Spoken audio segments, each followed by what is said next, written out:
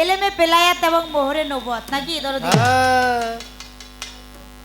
বাংলাদেশের ভেতরে সুনাম ধন্য গায়ক পাপেল সরকার তাকে মোহরে নবুয়াতের ভূমিকায় গান গাইবার জন্য আদেশ করলেন দরবার থেকে। আমি দোলন সরকার, ক্ষুদ্র একজন শিল্পী বাবা, আমাকে আদেশ করেছেন এলেমে বেলায়াতের ভাবধারা নিয়ে গান করবার জন্য। প্রকৃতপক্ষে যে গান, যে সুর, যে তত্ত্ব, যে ভাব, যাহা কিছু দিয়ে আপনাদের সাধুগুরু মহতের মন জয় করব বাবা, তার কোনো একটা গুণ আমার মধ্যে নাই। তবুও দাঁড়িয়েছি, যার গান সেই তো গাবে, আমি শুধুই মাত্র ছিলাম। তাই আমার দয়ালের কাছে আমার চাওয়া, আমার মহান মোর্শেদ যেন আমার রসনাতে বসে তার গান, তার তত্ত্ব, তার ওই ভাব আমার এই সুরের মাধ্যম দিয়ে প্রকাশ করে। আর আমি যেন ক্ষুদ্র একটি শ্রোতা হয়ে আপনাদের সাধুগুরু মহতের চরণ পাশে বসে থেকে শ্রবণ করে আমার এই মানব জীবনের একটি গতি আমি খুঁজে পাই। ইহাই দয়ালের কাছে চাওয়া। তো পালা তো দরবার থেকে দিছে, পালার আগেই পাল্লা পাপের সরকার আজকে শুরু করে দিচ্ছে। কি মনে আছে নাকি আপনাদের? পাল্লাটা কি? পেট দিয়া ঠ্যাং বাইর হয় না। আমি একটা বন্দনা গান গাইছিলাম, আগে যদি জানতাম এই বন্দনা গাইলে পাপেল সরকার এই পেস্টটা লাগাইব, তাহলে এই বন্দনাটাই আমি গাইতাম। কি পেস্টটা লাগাইছে? গান করেছি বিশ্ব ধরণী, গড়েছেন রাব্বানি, কত সুন্দর করিয়া, যেখানে যা লাগে তাই দিয়া। হ, কথা তো সত্যই, যেখানে যা লাগে তাই দিয়ে আমার মালিক বানাইছে। কি সমস্ত কুল মাখলুকাত বিশ্ব ব্রহ্মাণ্ডের মালিক কে? একজন, আমার আল্লাহ নাকি সৃষ্টিকর্তা। কেননা তিনি যেটা ভালো বুঝেছেন সেটাই করেছেন, তার মনের মতো করে এই বিশ্ব বাগানটাকে সে সাজাইছে। এখন পাপেল সরকার মানছে, মাইনাও আবার কুষ্টা একটা বাজাইছে। ভাই আপনি যেমন মানেন যে মালিক যেখানে যা লাগে তাই দিয়ে বানাইছে, এটা আমিও স্বীকার করি, কিন্তু স্বীকার কইরার আবার একটু অস্বীকার। কেন? মানে ইমানের জোর কম, ইমান দুর্বল। কয় মুখ দে কয় মানি, আল্লাহ মনের মতো করে যেখানে যা লাগে বানাইছে, তাই যদি মানেন তাহলে আমার এই কথার মধ্যে কুষ্টাটা আপনি বাজাইলেন কেন? তাহলে তুই আমারটাই মাইনে নিবেন? হ্যাঁ সত্যই, হাই সত্য, যেখানে যা লাগে তাহাই দিয়ে আমার মালিক এই বিশ্ব ব্রহ্মাণ্ড সৃষ্টি করেছে। তার মানে ইমানের মধ্যে একটু দুর্বলতা আছে। সেটা কি? সে যখন আমার আশরাফ ভাইয়ের বাড়ি গানের উদ্দেশ্যে বাহির হইল, দেখা যায় মিরপুরে 1 নম্বর আমার শাহালি বাবার দরবার, তার মাঝার শরীফ, মাঝার প্রাঙ্গণে আপনারা যারা গেছেন সেখানে দেখতে পান আমার শাহালি বাবার মাঝারে হরেক রকম লোক, হরেক রকম পাগল, হ্যাঁ, চারপাশ দিয়ে মাঝারে তারা বসে থাকে। কেননা বিশেষ করে যারা একটু বিকলাঙ্গ, অর্থাৎ প্রতিবন্ধী যাকে আমরা বলি, যারা চলতে পারে না, বাবার মাজারে থাকে। শাহালি বাবার রহমতে বরকতে দেখা যায় অনেকেই যায় সেখানে, তাদেরকেও দান দক্ষিণা করে, সেটা দিয়েই তারা জীবন চালায় নাকি চালনা করে। কেননা তারা তো কোনো কাজকর্ম করে খাইতে পারবে না। কেন পারবে না? পাবেল সরকার বলে গেছে, একটা মানুষ তার দেহ সবই ঠিক আছে, একটা পাও স্বাভাবিক, কিন্তু আর একটা পা কলা গাছের মতো ফুললা বড় হয়ে রয়েছে, ওই পা দিয়ে হাঁটবে, সে কোনো কায়দা তার নাই। তাহলে যে হাঁটতেই পারে না, সেটি কোনো কর্ম করতে পারবে না? পারে না। বাবার দরবারে পড়ে থাকে, বাবার দরবারে সিন্নি তোবারক খায় তার জীবন পার করে। শাহালি বাবার উসিলায় ওই লোকটা জীবন পার করতেছে। কেন? এটা আমার মালিকেরই একটা লীলা খেলা। আবার কি আর কিছু দূর গেল যায় সবই ভালো, কিন্তু দেখে পেটের ভিতর দিয়া এক পাও বাইর হয়ে গেছে, তাহলে সেও তো কোনো কাজকর্ম করা সম্ভব না। সেও বাবার দরবারে পড়ে থাকে, বাবার উছিলায় সিন্নি সালাদ খায়া বাঁচে, কেউ দান দক্ষিণা করলে ওইটা নিয়ে তার জীবিকা বাঁচা। আর কিছু দূর গেল, সেখানে গিয়া দেখে বিশাল বড় মাথা, বডি ঠিক, কিন্তু 4-5 মাথার সমান এক মাথা, আর একজনের নাকি ঠেকনা দিয়া ধরে রাখতো। মানে এই অবস্থা, মানে সে তো চলতে পারে না, তার পিছনে আর একটা লোক লাগে, কেননা তাছাড়া সে চলতে পারে না, অচল। তাহলে সেও কোনো না কোনো ভাবে তার মতো করে জীবন সে পার করতেছে, কেননা সেই শক্তি প্রভু মালিক আল্লাহ দয়াময় তাকে দিয়েছে নাকি। এখন তার কথা যে আল্লাহ যেখানে যা লাগে তাই দিয়েই যদি তৈরি করে, তাহলে তার ভালো বানাইলেও তো পারতো। আমাদের মতো সুস্থ সবল একটা দেহ, 10 ইন্দ্রিয় নিয়ে, চোখের জায়গায় চোখ, কানের জায়গায় কান, নাকের জায়গায় নাক, পায়ের জায়গায় পা, হাতের জায়গায় হাত, অর্থাৎ পূর্ণ বডি। হ্যাঁ, দেখা যায় 10টা ইন্দ্রিয়, যেটা নাকি সবল, দুর্বল না, সেভাবেও তো মালিক পাঠাইতে পারতো। তো তা না কইরা তাদেরকে দেখা যায় ওই যে ল্যাংরা তোর কানা খোরা এভাবে তৈরি হইল, কারণটা কি? তাহলে জায়গায় তো যেখানে জাল লাগার মধ্যে তার কথা অনুযায়ী যে একটু কমতি আছে, আসলে বিষয়টা তা না। আমার মালিক তার চাইতে অধিক বুঝার এই দুনিয়ায় কেউ নাই, সে বুঝাই ভাবে তৈরি করছে। বাবা, একটা বাগানে ধরেন আপনি একটা গোলাপ বাগান করছেন, একটা গাঁদা ফুলের বাগান করছেন, হ্যাঁ, এই যে এত ফুলের বাগান করছেন, বাগানের সবগুলা ফুলে কি টসটসা সুন্দর? না না না না, কিছু আছে খুব বড় সুন্দর ভাবে ফুটে আছে একদম, আবার কিছু আছে একটু পোকে লাগছে, কেবল লাগা লাগা ভাব, কিছু আছে ভেঙ্গুরে খাইছে, আছে না? একটা বাগানে পোকায় খায়, ভেঙ্গুরে খায়, আবার সবল ফুলও থাকে। একটা বাগানের ভেতরে যদি এই পোকায় খাওয়া, ভেঙ্গুর খাওয়া এই ফুলগুলো না থাকতো, ভালো ফুলের সৌন্দর্যের প্রকাশ কখনোই বাড়তো না। হ্যাঁ, আমার আল্লাহই মানব বাগানটা এইভাবেই সৃজন করেছে, ভালোর ভিতরে এই যে কিছু বিকলঙ্গ দিয়েছে, কেননা এই তার মানব ফুলের বাগানটা সৌন্দর্য আরো বৃদ্ধি করার জন্য। এখানেই এই জায়গায় যা লাগে তা দিছে, কেননা এখানে এই প্রতিবন্ধী এই বিকলাঙ্গ মানুষগুলা দেওয়ার দরকার, যা দরকার তাই আল্লাহ দিছে, আর যদি না দিত তাইলে দরকার হইতো না। এই জন্যই তো সাধক লিখছে যে যেখানে যা লাগে তাই দিয়া এ বিশ্ব ধরণী করেছে রাব্বানি কত সুন্দর করিয়া। এখানে যা লাগবো, অর্থাৎ ওই ধরনের মানুষ লাগবো বিধাই আল্লাহ পাক তাদেরকে সৃষ্টি করছে, আবার তাদেরকে চালানোর ক্ষমতাটাও আমার আল্লাহ দিয়েছে। আমার আল্লাহর ইশারাতেই তারা চলতেছে নাকি। তাই মালিক যা করে সেটা বান্দাদের মঙ্গলের জন্যই করে। একটা মানুষের ল্যাংড়া তোরও যদি বানায়, সেটা আমরা মনে করি সেটা তার ভালোর জন্যই করছে। দেখা যায় ও ল্যাংড়া না হয়ে সুস্থ হইলে উল্টা ওর আরো খারাপ হইতো, ল্যাংড়া হইলে ভালো হইব বিধাই আল্লাহ পাক ওর মঙ্গলের জন্য করছে, কেননা ওর জন্য যা প্রযোজ্য তাই মালিক দিচ্ছে। তাই আল্লাহর চাইতে বেশি বোঝা যাইব না, এই পর্যন্ত থাকতে হইব, মালিক যা ভালো বোঝে তাই করে। তাই বাগানের সৌন্দর্য বৃদ্ধি করেছেন এইভাবে, এই হরেক রকমের সৃষ্টি আমার আল্লাহ করে। এই পর্যন্ত ক্ষান্ত করলাম আপনার কথা, এবার পালা গানে চলে যাব। প্রশ্ন করেছেন চমৎকার একটি গান গাইলেন, নবী বিশ্বের লাগিয়া এনেছেন চাহিয়া শান্তি সুধা, মোহরে নবুয়তের ভূমিকা নিয়া এই গানটা করে গেছেন ভালো নবী নবুয়ত প্রাপ্ত। নবুয়তি শক্তি আর একটা বেলায়েতি শক্তি, জবাব মীমাংসা করার জন্য চেষ্টা রাখবো। সকলেই এই বেলায়েতের ভাবধারার গানটি আগে শোনেন। ধন্যবাদ সকলে।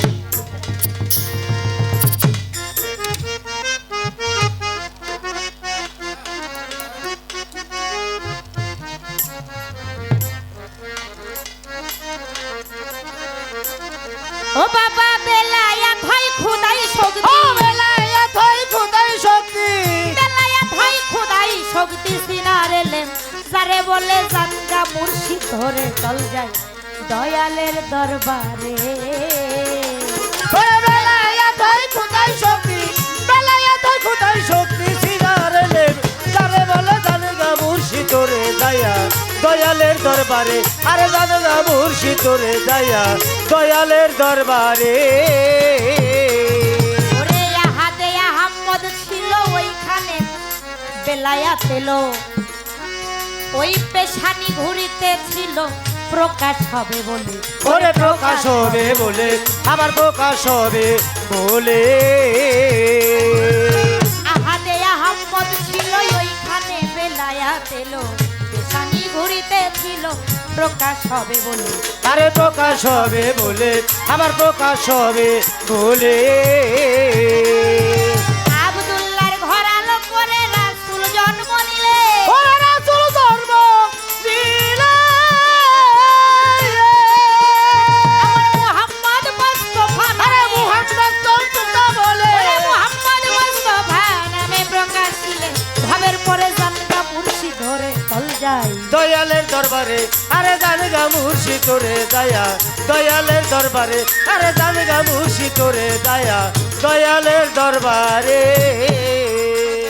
আমার বেলায়াতি শক্তির জোরে বাজানো হেরা পর্বতের ভিতরে, ধ্যানে ছিলেন পয়গম্বরে মাওলাজির দিদারে, আমার মৌলা দিদি দারে, আমার মৌলা দিদি দারে। আমার বেলায়াতি শক্তির জোরে হেরা পর্বতের ভিতরে, ধ্যানে ছিলেন পয়গম্বরে মাওলাজির দিদারে, আরে মৌলা দিদি দারে, আমার মৌলা দিদি দারে। ওই পবিত্র কুরআনের বাণী আমার আল্লাহ নাজিল করে, ও মৌলা মন মনি রে, পবিত্র কুরআনের বাণী আল্লাহ নাজিল করে, আমার বেলায়াতি শক্তির জোরে, বেলায়েতের শক্তির বলে, বেলায়াতি শক্তির জোরে কুরআন প্রকাশ, ভাবের পরে জানগা মুর্শিদ ধরে চল যায় দয়ালের দরবারে, আরে জানগা মুর্শিদ তোরে দয়া, দয়ালের দরবারে, আরে বেলায়েত হয় খোদাই শক্তি, বেলায়েত হয় খোদাই শক্তি, সিনারে লেম তারে বলে জানগা মুর্শিদ তোরে দয়া, দয়ালের দরবারে, আরে জানগা মুর্শিদ তোরে দয়া, দয়ালের দরবারে। উদার খুদ শক্তি হইল বেলায়ার, যেইখানে রয় জীবের হায়াত, যারা হয়া হলে বায়া তারাই জানতে পারে, আবার তারাই জানতে পারে, তবে তারাই জানতে পারে। উদার খুদ শক্তি হইল বেলায়াত, বাজান রে যেইখানে রয় জীবের হায়াত, ওরে যারা হয়া হলে বায়া তারাই জানতে পারে, আরে তারাই জানতে পারে, তবে তারাই জানতে পারে। ওই সম্ভব সালাত আদায় করো, যায়া মুর্শিদ বরজগ ধরে, আমার কদম মস্তানের বরজগ ধরে,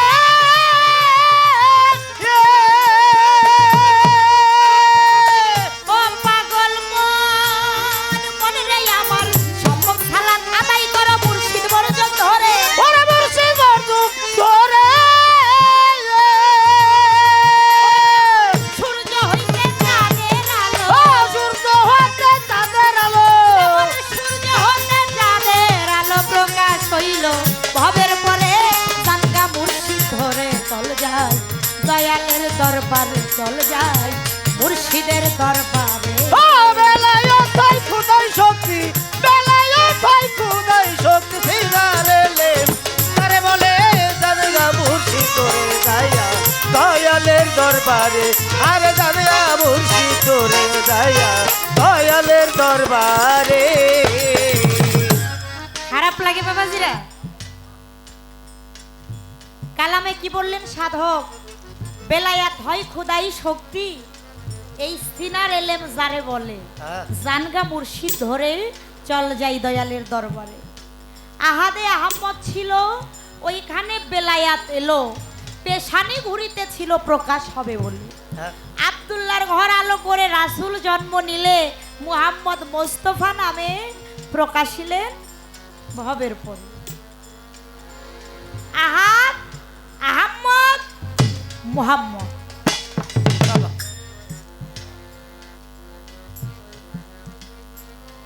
আমার দয়াল নবী সেই মুহাম্মদ মুস্তাফা নামে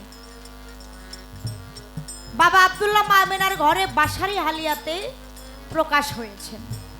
আমরা আল্লাহ থেকে সেই বেলায়েতি শক্তি পেয়ে সে ঘরে ঘরে পৌঁছাইয়া দিছে। দেখা যায় বেলায়েতি শক্তির জোরে আমার দয়াল নবী হেরা পর্বতের ভেতরে 15 বছর 1 মাস 19 দিন ধ্যান যোগে সাধনা করেন। সে বেলায়াতিক সাধনা, এই সাধনাতে এই কর্মে আমার আল্লাহ খুশি হইয়া আমার দয়াল নবীর উপরে সেই পবিত্র কোরআন নাজিল করেন। নাকি কোরআন নাজিল হয়েছে চোখ ধরে সূর্য হতে চাঁদের আলো প্রকাশ হইলেন ভবের পরে।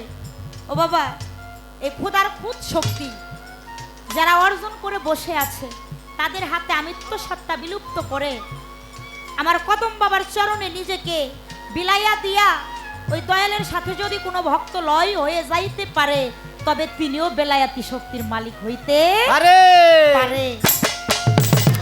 বর্তমান বেলায়াতি যুগ নাকি? ও বাবা, দয়াল নবীরে কি আমরা দেখছি? না না না, দেখি নাই। 1500 বছর পূর্বে তিনি পর্দা নিয়েছে। মদিনা মনোয়ারায় এ হাবলি উম্মতি বলে কাঁদতে আসছে, আমরা এটা বিশ্বাস করি নাকি?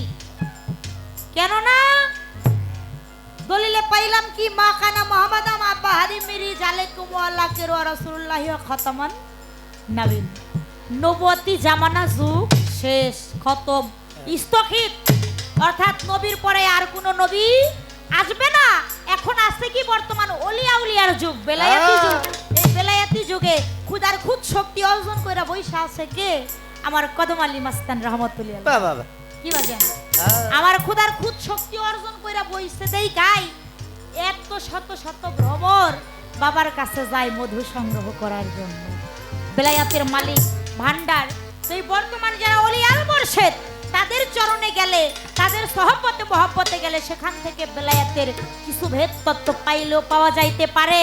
আর সেই কামেল মোকাম্মেল মুর্শিদ বিহনে কখনোই আমার আল্লাহ পর্যন্ত পৌঁছানো সম্ভব না। তাই আমার কদম বাবার সঙ্গ করলে, তার সহবতে মহব্বতে গেলে তাকে উছিলা করে আমার রসুলকে পাওয়া হবে। আর রাসূলকে পাইলেই কিন্তু আমার আল্লাহকে পাওয়ার বাকি থাকে না।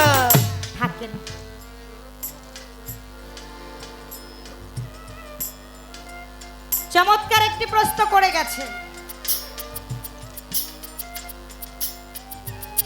নবীদের জামানায় নাকি ওলি আল্লাহ ছিলেন, পীর মুর্শিদ ছিলেন? কই নবীদের জামানায়, নবুয়তের জামানায় যদি বেলায়াতের মুর্শিদ থাকে তাহলে এটা পেশ না, ভেজাল না? ভেজাল না। নবীদের জামানায় পীর মুর্শিদ ছিলেন, তবে এটা আল্লাহ পাকেরই একটা ইশারা। এই নবীদের জ্ঞান আল্লাহ পরীক্ষা করছে পীর মুর্শিদের মাধ্যমে। সেটা কেমন? আমার মুসা নবীর আমলে আপনারা সকলে জানেন আমার মুসা নবী ডাইরেক্ট আল্লাহর সাথে কথা বলছে। হ্যাঁ, তোর পাহাড়ে গিয়া একদিন মুসা নবীকে আল্লাহ বলে, মুসা তোমার চাইতে জ্ঞানী ব্যক্তি কি এই পৃথিবীতে দ্বিতীয় কেউ আছে? না না, বলে জ্ঞানী ব্যক্তি, নবী না। মুসা নবী বলে, আমি স্বয়ং আল্লাহ আপনার নবী, আমার চাইতে জ্ঞানী আবার এই দুনিয়ায় কেউ আছে নাকি?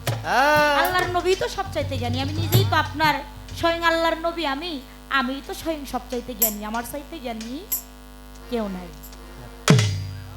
আল্লাহ বলে, মুসা রে, তোমার চাইতেও জ্ঞানী ব্যক্তি আছে, তুমি তাহা জানো না। মুসা নবী কয়, আল্লাহ এটা আবার কেমন কথা কোন? আমি স্বয়ং আপনার আল্লাহর নবী, আমার চাইতে জ্ঞানী ব্যক্তি সে আবার কে? ঘটনাটা অনেক বড়, আমি শর্ট করে বলতেছি। তখন আমার আল্লাহ মুসা নবীরে পাঠায়। অনেক ঘটনা আমি শর্টে বলি। সেখানে বলে যে একটা কই মাছ ভাইজা তোমার ঝোলনার মধ্যে নিয়ে অমুক রাস্তা তুমি ধরো। যাইবা, যাইতে যাইতে যাইতে যাইতে কই মাছ যেটা হইয়া যে রাস্তাটা মাছে ধরবো, ওই মাছের রাস্তাটা তুমি ধরবা। তাই জ্ঞানী ব্যক্তি পাইয়া যাইবা। বহুদূর গেছে, হাঁটতে হাঁটতে হাঁটতে ক্লান্ত মুসা নবী একটা গাছের নিচে মানে একটু বিশ্রাম নেওয়ার জন্য ঢেলনা দিয়ে একটু না ঘুম না পুরা মানে চেতন মানে এরকম একটা ভাবে আছে। হঠাৎ করে ঝোলনার দিকে তাকায় দেখে ভাজা কই মাছটা আর নাই, মানে ওটা যেটা হয়ে আস্তে আস্তে নদীর দিকে মেলা করছে। ওই যে মাছটাকে ওই পথ ধইরা নদীর পানিতে মুসা নবীও নামছে। নামতে নামতে তলদেশে গেছে, যাইয়া দেখে একজন বিশাল বড় একজন বুজুর্গ ব্যক্তি ওখানে উপস্থিত। মুসা নবী যাওয়ার সাথে সাথেই কয়, তুমি আল্লাহর নবী মুসা নবী না?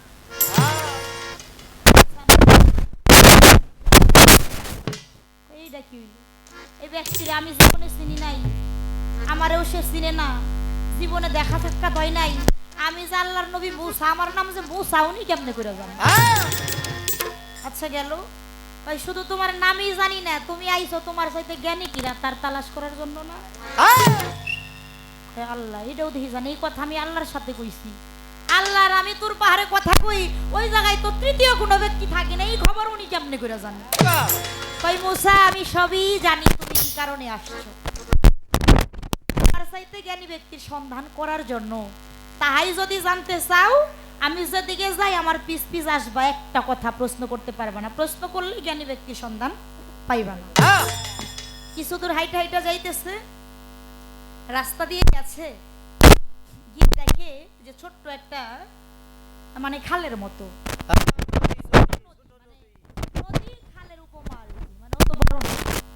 এখানে যে নদী পারাপার গুদারাত আছে না বাবা, হ্যাঁ নৌকা যেটা বলি, কাঠের নৌকা, তো ওই নৌকা মাঝি পার করে দিতেছে, ভালো সুন্দর করে পার করে দিয়েছে, পার হয়ে পার গেছে।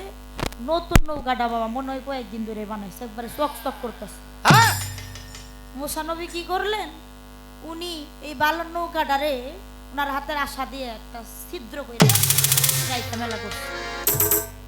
সরি, ওই বুজুর্গটা ওনার হাতের আশা দিয়া ওই ভালো নৌকাটারে ছিদ্র কইরা মেলা করছে। মুসা নবী ওনার পিছ পিছ জায়গায়, আপনি নাকি সবচাইতে জ্ঞানী ব্যক্তি, জ্ঞানী ব্যক্তির সন্ধান আপনি দিবেন, আপনি এটা করলেন নাকি? আমরা রাস্তায় আসছি, নদী পার করে না দিলে এই পারে আসতে পারতাম না, উনি আমাদের পার করে দিল, একটা পয়সাও নিল না, উপকার করলো, কিন্তু এই উপকারের বদলে আপনি অপকার করে ওনার ক্ষতি করে গেলেন, এটা আপনি কেমন রাস্তা? আমি একটা কথা কিন্তু বলছিলাম, আমার সাথে আসলে তো কথা বলা যাইব না, তাহলে আপনি আপনার রাস্তা ধরেন, আমি আপনার রাস্তা, আমার রাস্তা আমি ধরতেছি। কয় না না না, আচ্ছা আর কমু না, কারণ ওই যে জ্ঞানী ব্যক্তি কেমনে হয় এটা সে দেখবো, মানে একটা আকর্ষণ চাহিদা, হাইরে আমার চাইতেও জ্ঞানী ব্যক্তি আছে, মানে নিজের ভিতরে নবী হইলে কেউ একটা গৌরব ছিল যে আমার চাইতে জ্ঞানী দুনিয়ায় কেউ নাই। তো আবার সামনে কিছু দূর গেছে, গিয়ে দেখে ছোট্ট একটা বাচ্চা, ওই বাচ্চাটারেও দেখা যায় ধুলাবালি মাটির মধ্যে খেলা করতেছে, খুবই ছোট একটা বাচ্চা। তো ওই বুজুর্গটা কি করলো, ওই বাচ্চাটারে মাইরা ফেলল। মুসা নবী কয়, হাই হাই হাই হাই, আমি কার পিছ ধরছি, তিনি নাকি জ্ঞানী মানুষ, এদি একটা আস্তা খুনি, এই খুনির পিছ আমি ধরছি। এই আপনি এটা কি কাজ করলেন?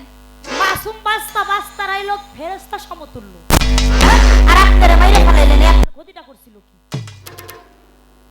কই মুসা নবী, আপনি সবচাইতে জ্ঞানী ব্যক্তির সন্ধান খুঁজতেছেন, যে আপনার চাইতে জ্ঞানী, জাননিওয়ালা, অধিক জানে, জেনে শুনে বসে আছে, আপনি জানতে চান না?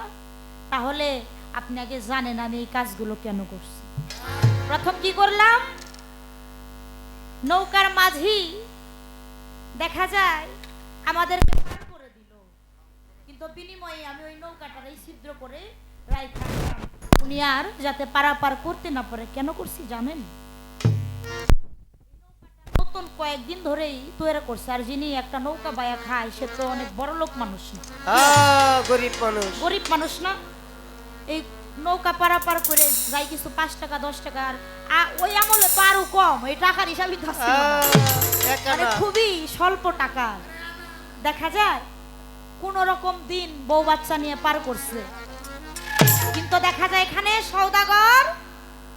সওদাগরের মেয়ের বিয়েতে বিশাল অনেকগুলা নৌকা তার দরকার।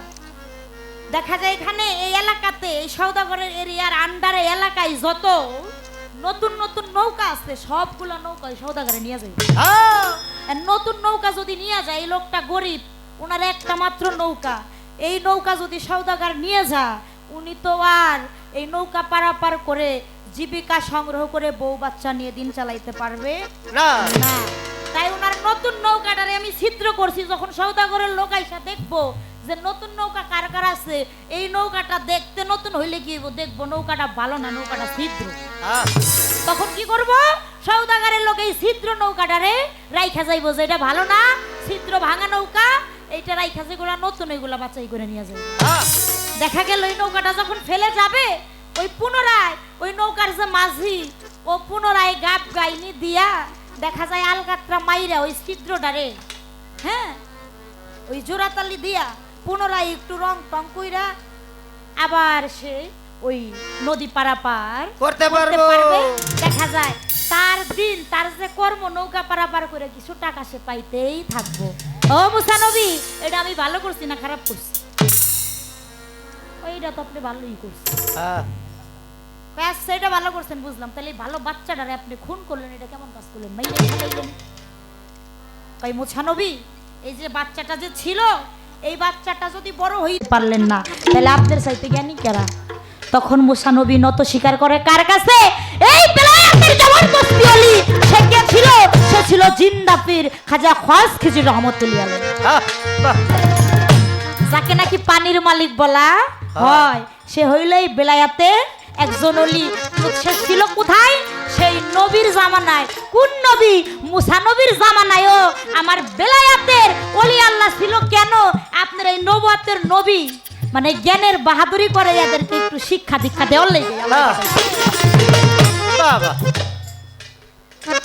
শিক্ষা দীক্ষা দেওয়ানের জন্যই আমার এই বেলায়েতের জবরদস্তি অলিকে আল্লাহ পাক পাঠাইছেন। তাই আপনার নবুয়তের সেই নবীর জামানায়ও আমার বেলায়েতে দেখা যায় অলি আল্লাহ ছিলেন। বাবা আপনারা পাইছেন তো বাবা? তো এবার আর একটা কথা ভালো রাখছে, বেলায়াত 4টি হরফে, বে লাম ইয়া তে।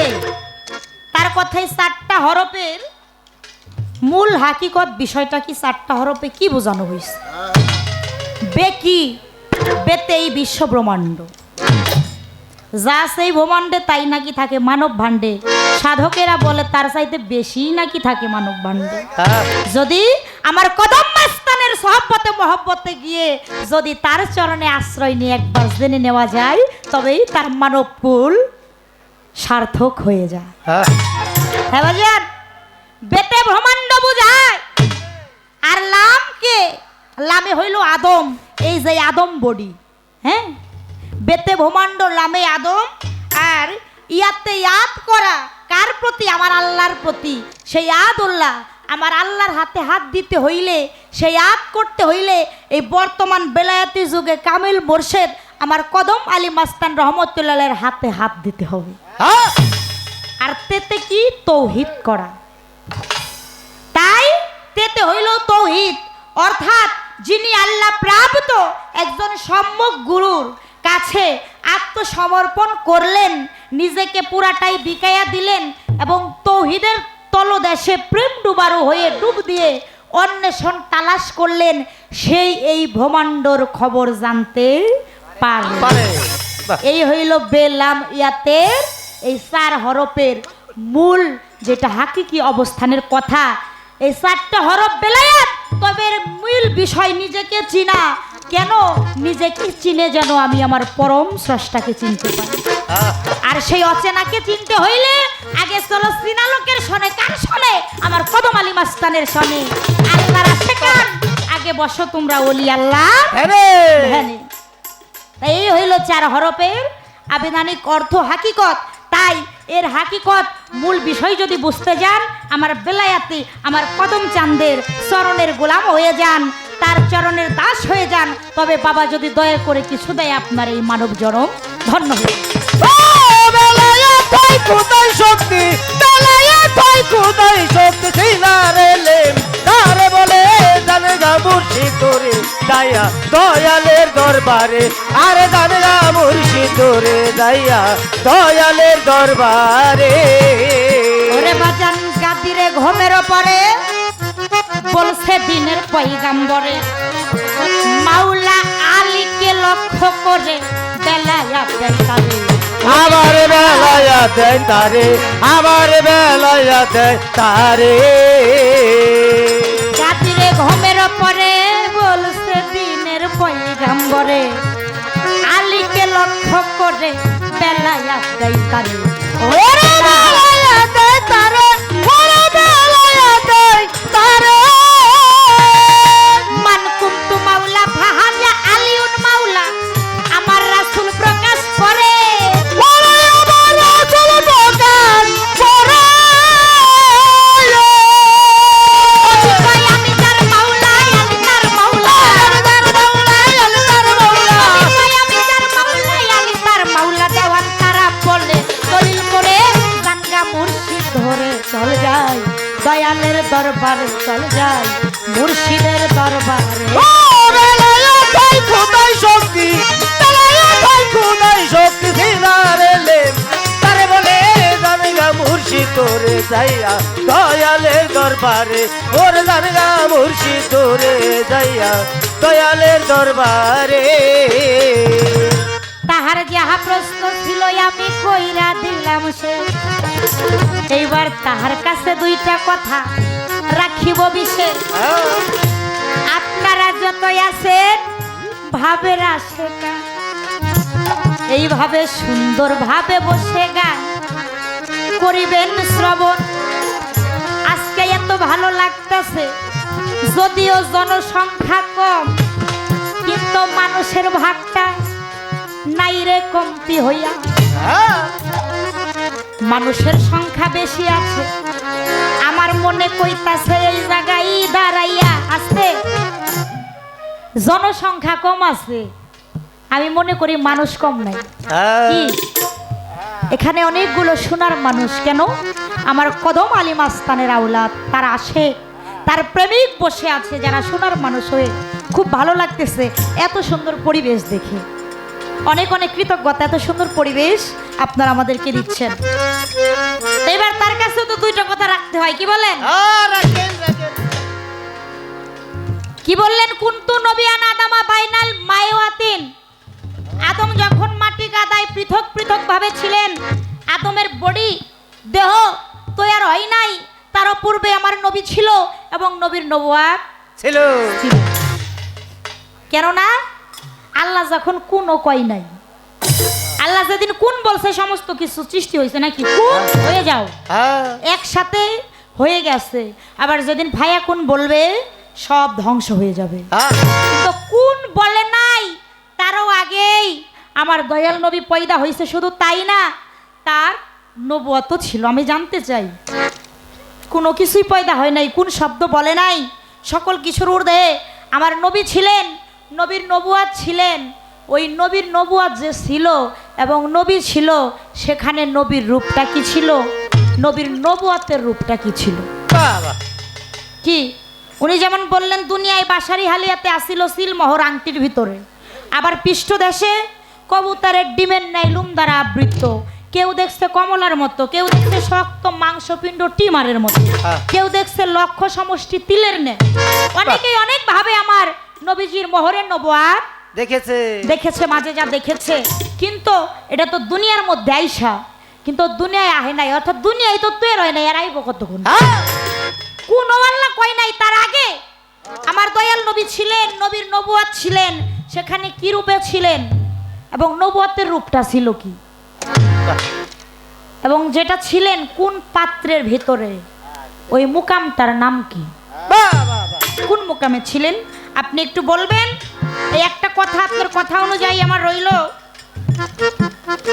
আর একটা কথা বললেন সরিষার একটা ঘটনা কইছে না কইছে তো সাহাবা বিশ্বাস করব কেমনে জাওয়াল আখের জাহের বাতের চার যুগেই আমার নবী মোস্তফা তাকে বিশ্বাস করলো কিভাবে ছোট্ট একটা সরিষা দানা দিল সে মাটিতে বপন করলো বিশাল বড় হয়ে গেল ঘরের মতো হয়ে গেল লাঠি দিয়ে আমার হুজুর বা খোঁচা মারলেন দরজা হয়ে গেলেন ওইখানে যায় দেখে আর একটা দুনিয়া দেশ কৃষকরা হ্যাঁ দুনিয়ার পৃথিবী একই কথা হয়ে গেল শোনেন শোনেন শোনেন তারপরে কি বলছে যে ওইখানে ওই কিছু লোকজন কৃষি কাজ করতেছে কথা বলতে চাই বলে আজকে সময় নাই কেন নাই আমার নবী আসবেন মসজিদে এসে দেখা যায় সে আমাদেরকে অনেক কথাবার্তা বলবেন আমার হুজুরে পাকের দেখা যায় সেই মধুমাখা বাণী আমরা শুনবো। হ্যাঁ যায়া দেখে যে তারই নবী যাকে দেখছে সেই মোহাম্মদ মোস্তফা সাল্লাল্লাহু আলাইহি ইসলাম, তাও বিশ্বাস হয় না, কয় কোনাকানি মনে হয় কোনো রাস্তা আছে, আগে আইছে। হ্যাঁ আবার দৌড় দিয়ে বাইরে হয়ে গেছে, দেখে ওই জায়গায়ও নবী, অর্থাৎ সরিষার ভিতরেও নবী বাইরেও নবী। তাইলে যে ভিতরেও থাকতে পারে বাইরে থাকতে পারে, আওয়াল আখের জাহের বাতেন চার যুগেই থাকতে পারে, এটা আমরা মনে প্রাণে বিশ্বাস করি। করি। তবে কথাটা আওয়ালে নবী ছিলেন আমরা মানি নাকি, হ্যাঁ আখের নবী থাকবে কেন বিশ্বাস করি, হাসরের মাঠে তো নবী আমাদের সাফায়াত করবে। হ্যাঁ বাতুনে নবী আছে এইটাও মানি, কিন্তু বর্তমান জাহের, যেটা বর্তমান আর কি, জাহের মানে কি বর্তমান প্রকাশ। আমি জানতে চাই এই আপনার জাহেরে বর্তমান নবী তিনি কোথায় কি রূপে আছেন, তারে দেখা যায় কিনা, যদি দেখা যায় একটু দেখাই দেন। এই যে আমার নবী জাহেরে বসে আছে, আর জাহেরের নবীর নবুয়তটা কোন জায়গায় আছে? বাহ বাহ বাহ। কি আমরা জানি নবী 15 বছর আগে পর্দা নিছে, জাহেরে ছিল মাত্র কয় বছর? 63 বছর। হ্যাঁ তখন ছিল জাহেরে, কিন্তু বর্তমান তো পর্দা নিছে। তবে জাহেরে যেহেতু বর্তমানেও থাকে, তাইলে কোথায় আছে? নবী তো আছে হ্যাঁ নাকি? আছে। কোথায় আছে? তার রূপ সুরতটা কি এবং তার সেই মোহরের নবুয়তটা জাহেরে কিভাবে আছে আপনি একটু দেখায় দিবেন, আশা করি চমৎকার ভাবে আমরা বুঝতে পারবো। বেলায়েতেই খুদাই শক্তি, বেলায়েতেই খুদাই শক্তি ফিরারে লে, আরে বলে জানগা মুর্শিদ তোরে যাইয়া দয়ালের দরবারে, আরে জানগা মুর্শিদ তোরে যাইয়া দয়ালের দরবারে। ওরে বাজান বেলায়েত হয় খুদাই শক্তি, বেলায়েতেই খুদাই শক্তি, বেলায়েত হয় খুদাই শক্তি ফিরারে লে, তারে বলে জানগা মুর্শিদ তোরে যাইয়া দয়ালের দরবারে চল যাই, কদম মস্তানের দরবারে চল যাই, কদম চাঁদের দরবারে চল যাই, মুর্শিদের দরবারে।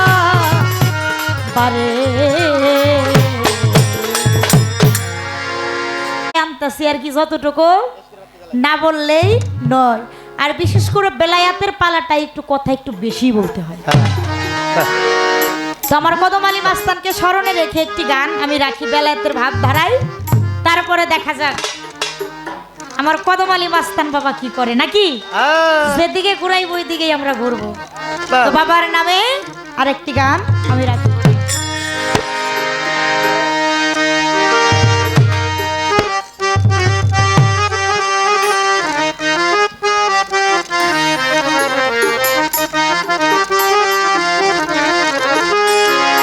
ওরে সেই বাতি জ্বালায়া রে বাবা, দেখবো আমি তোমারে। সেই বাতি জ্বালায়া রে বাবা, দেখবো আমি তোমারে। কদম আলী মাস্তান সেই বাতি জ্বালায়া আমি দেখবো বাবা তোমারে। তাই এসে একটা ভাবে একটা নূরের বাতি জ্বালায়া দাও, কদম আলী মাস্তান অন্তরে একটা প্রেমের বাতি জ্বালায়া দাও, কদম চান আমার অন্তরে। আরে সেই বাতি জ্বালায়া রে বাবা, দেখবো আমি তোমারে। আরে সেই বাতি জ্বালায়া রে বাবা, দেখবো আমি তোমারে।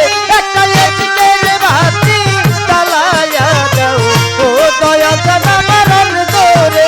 একটা মোমের বাতি জ্বালায়া দাও, ও দয়া চান আমার অন্তরে। কদম চান হাজার হাজার ভক্ত কান্দে কইরা তোমার দরবারে। আরে হাজার হাজার ভক্ত কান্দে কইরা বাবার দরবারে। কদম চান শত শত ভক্ত কান্দে কইরা তোমার দরবারে। ওরে কই লুকাইলা প্রাণের কদম চান, দেখা দাও না আসরে। আরে কই লুকাইলা কদম চান রে দাদা, দেও না আসিয়ে। বাবা কই লুকাইলা কদম আলী মাস্তান,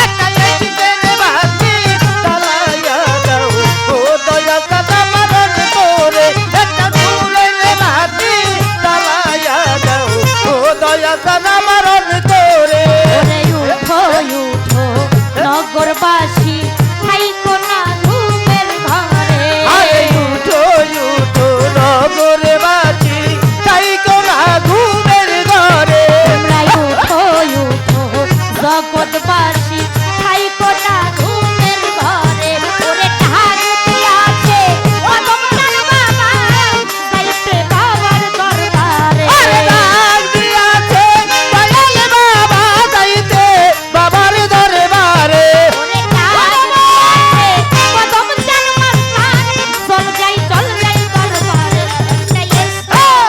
একটা একটা নূরের বাতি জ্বালা দাও কদম চাল বাবা আমার অন্তরে একটা প্রেমের বাতি জ্বালায়া দাও কদম চাল বাবা ভক্তের অন্তরে আরে সেই বাতি দান তাইয়ার বন্ধ দেখবো আমি তোমারে আরে সেই বাতি দান তাইয়ার বন্ধ দেখবো আমি তোমারে একটা বাতি জ্বালায়া দাও ও দয়া দাদা মরণ করে একটা নূরের বাতি জ্বালায়া দাও ও দয়া দাদা মরণ করে ওরে পাপি বুঝে গঙ্গাহিতে আসলাম কদম চাঁদের দরবারে আরে পাপি মুখে গান গাইতে আসলাম বাবার দরবারে আমি পাপি মুখে গঙ্গাহিতে আসলাম কদম চাঁদের দরবারে ওরে আই বাহানি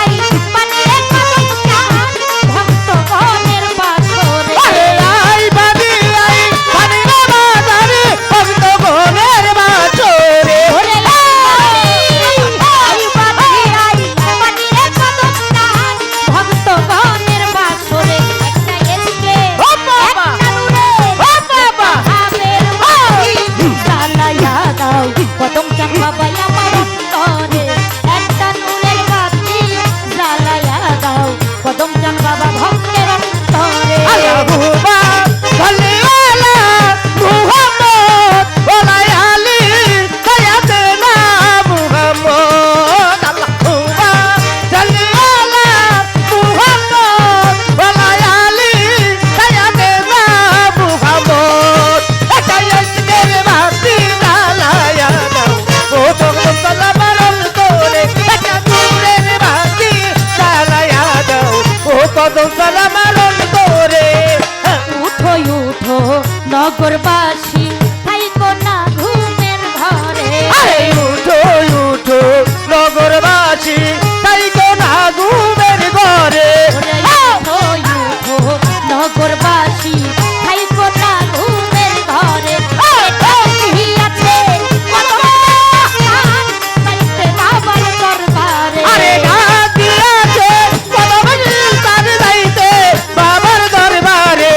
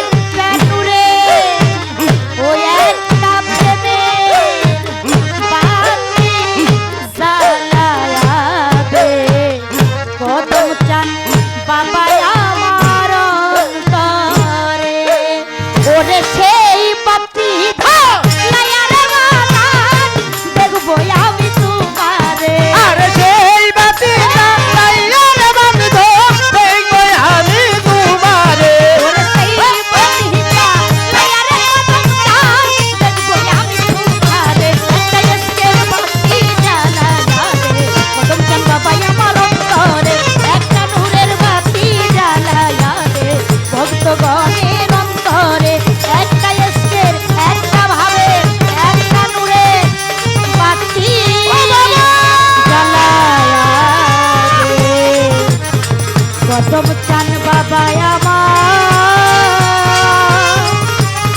আমার করে।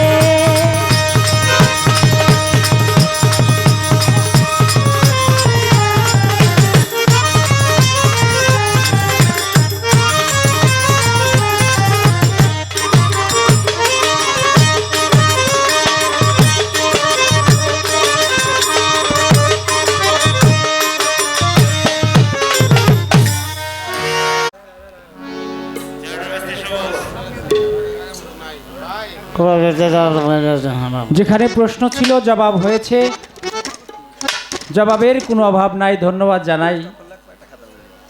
দরবারের পক্ষ থেকে আদেশ আসছে যে এখন আর কোনো পালা নাই, শুধু গান হবে।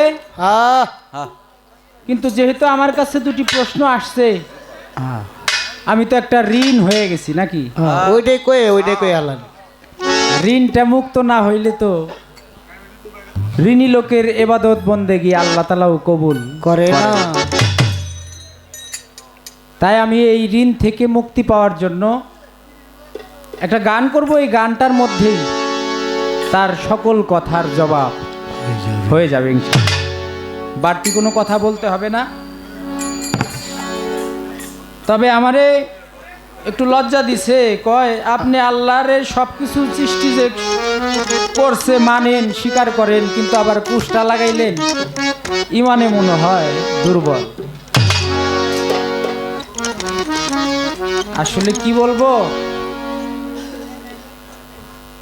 ইমানে আসলে দুর্বল না, আল্লাহ যে উত্তম পরিকল্পনাকারী এটা প্রমাণ করার জন্য আমি আপনাকে এই কথাটা জিজ্ঞেস করছিলাম। কিন্তু আপনি যে জায়গায় মূল বিষয় সেই জায়গায় না যায় আরেক জায়গায় যায় লোক আনছেন, এর জন্য হলো আপনি ভুল বুঝছেন। ক্ষমা করে দেন, আমাকে ক্ষমা করে দেন, আমাকে ক্ষমা করে দেন। ওই চাষির কব্বর কোরআনে আর চাচাই যার কারণে হলো সমস্যা হয়েছে। যাক, নবীর আল্লাহ তাআলা কোন বললেন সমস্ত কিছু সৃষ্টি হয়ে গেল, কিন্তু এই কোন বলার আগেও আমার নবুয়ত ছিল। কোথায়, কোন রূপে, কোন আকারে, কোন পাত্রের ভিতরে, সেই মুকামের নাম কি সেটাও আমাকে বলতে হবে। কঠিন প্রশ্ন বাবা। বর্তমানে নবী কোথায়, তাকে দেখতে কেমন, তার মহরের নবুয়তটা কোথায়, কোন হালে আছে সেটাও বলতে হবে। আমি একটা গান গাই, নবীর নূর কোথায় কোন অবস্থায় সৃষ্টির শুরুতে ছিল সেই বিষয়টা গানের মধ্যেই জবাব চলে আসবে।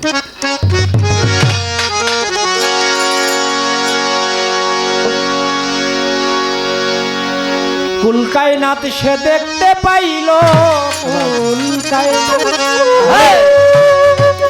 এই কুল কায়নাত সে দেখতে পাইল, ওই নূরেতে কইরা নজর। মতির এক গেলাসের ভিতর রেখেছিলেন আল্লাহ নবীজির নূর। মতির এক গেলাসের ভিতর কুল কায়নাত দেখতে পাইল, কুল কায়নাত দেখতে পাইল, ওই নূরেতে কইরা লাশের ভিতর রেখেছিলেন আল্লাহ নবীজির নূর। মতির এক লাশের ভিতর আছে দেখতে পাইল, কলকায় নাচছে দেখতে পাইল, ওই রূপে লাশের ভিতর রেখেছিল নবীজির নূর। মতির এক লাশের ভিতর, মতির পাত্রের ভিতরে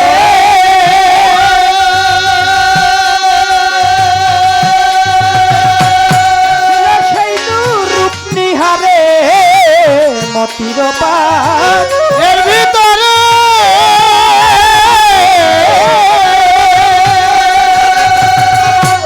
ছিল সেই রূপ নিহাবে তারে আড়াই বছর ভরে আড়াই কোটি বছর ধরে আড়াই কোটি বছর ভরে তাবির করে পরমেশ্বর লাশের ভিতর রেখেছিলেন আল্লাহ নবীজির নূর মতির গেলাসের ভিতর এই কুলকাই রাখছে দেখতে পাইলো কুলকাই রাখছে দেখতে পাইলো ওই রূপে করিয়া নজর মতির লাশের ভিতর রেখেছিল নবীজির নূর মতির লাশের ইস্ক জোশে কুরছি ছেড়ে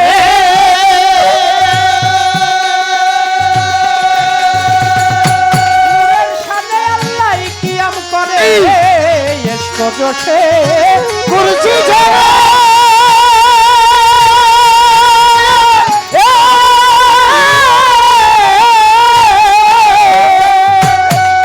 আমার আল্লাহ নূরের সাথে কিয়াম করে তাই আজ মিলাদের ভিতরে আজ মিলাদের ভিতরে আজ মিলাদের ভিতরে গরুর কিয়াম চলছে বিশ্ব মতিরকে লাশের ভিতর রেখেছিলেন আল্লাহ নবীজির নূর মতিরকে লাশের ভিতর কুলকাই রাখছে দেখতে পাইলো কুলকাই রাখছে দেখতে পাইলো ওই রূপে করিয়া নজর মতির লাশের ভিতর রেখেছিল নবীজির নূর মতির লাশের নূর ছটিল নূরে আলা আলা, আরে আলা, নূরে আলা। নূর ছটিল নূরে আলা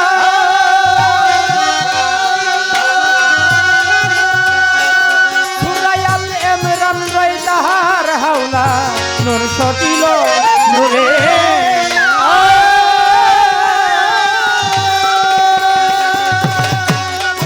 সুরায়াল এমরান রয় তাহার হাওলা জানে যত ইয়ারে বিল্লাহ জানে কত আরে বিলা জানে যত ইয়ারে পাল্লা সুরাতার কাশি নন্দ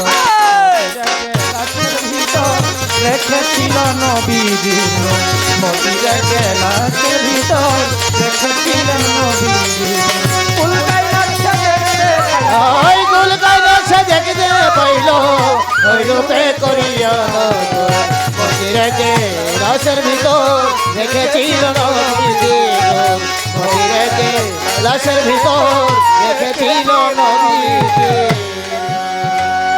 আর সেয়া জলে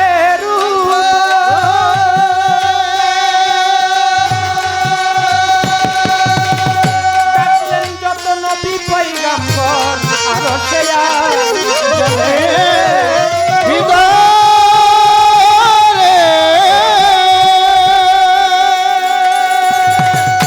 আমার আল্লাহ ডাকলেন যত নবী পয়গাম্বর করলেন নবী সম্মান ব্যাখ্যা প্রতিশ্রুতি আদায় ব্যাখ্যা প্রতিশ্রুতি আদায় রশিদ পাই নবী বরা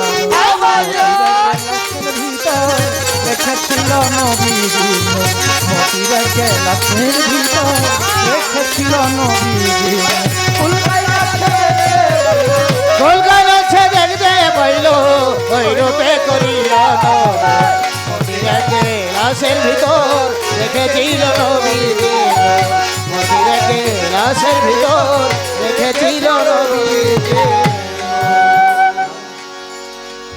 কুল কায়নাত সে দেখতে পাইল ওই নূরেতে কইরা নজর মতির এক গেলাসে আমার আল্লাহ তাআলা